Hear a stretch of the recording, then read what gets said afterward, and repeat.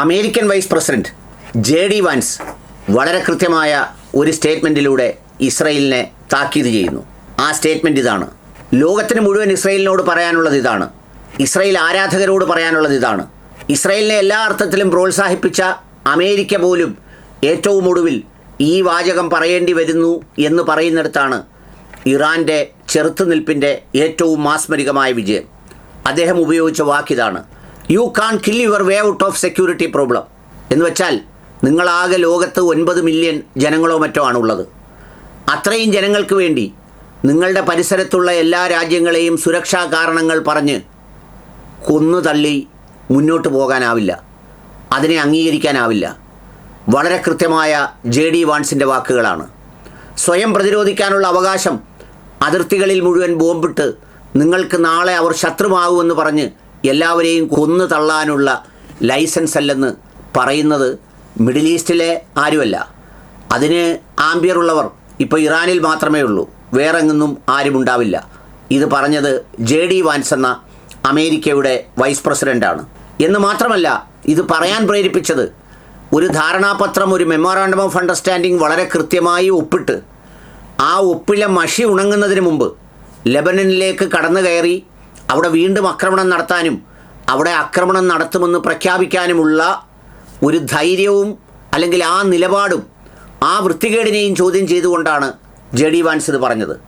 എന്ന് മാത്രമല്ല, അദ്ദേഹം പറഞ്ഞത് 2015 ഒബാമ ഉണ്ടാക്കിയതുപോലെയുള്ള കരാറല്ലിത്, ഇത് വിൻ വിൻ സിറ്റുവേഷനാണ്. ലോകത്തിന് എന്താണ് ഇറാനിൽ നിന്ന് വേണ്ടത്? അവർ അണുബോംബ് സംഭരിക്കാൻ പാടില്ല എന്നത് മാത്രമാണ്. അല്ലാതെ അവരെ ഉന്മൂലനം ചെയ്യാനും അവനെ ഇല്ലാതാക്കാനുമുള്ള റൈറ്റ് ആർക്കുമില്ല.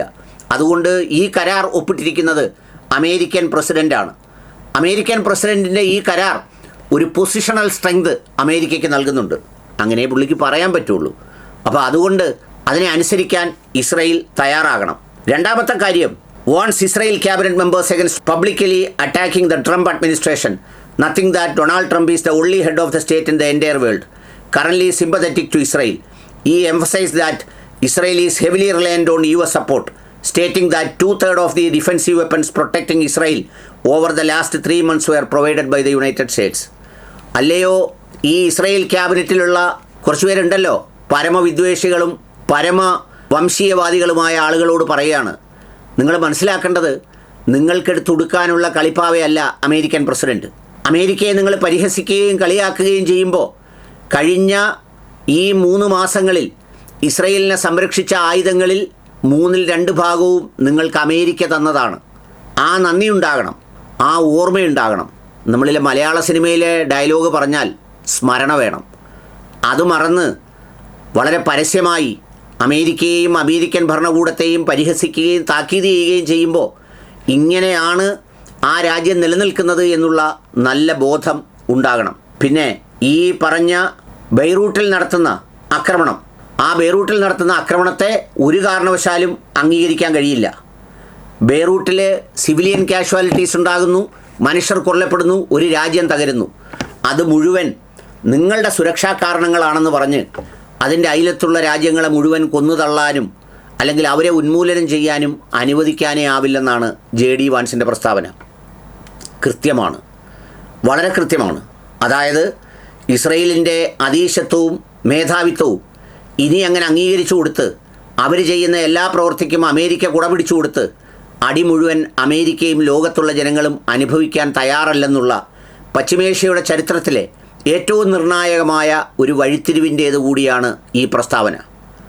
താൽക്കാലികമെങ്കിലും ഇങ്ങനെയും പറയുന്നത് കേൾക്കാൻ ഈ കാലത്തിന് കഴിഞ്ഞല്ലോ എന്നതാണ് ഏറ്റവും പ്രധാനപ്പെട്ട കാര്യം.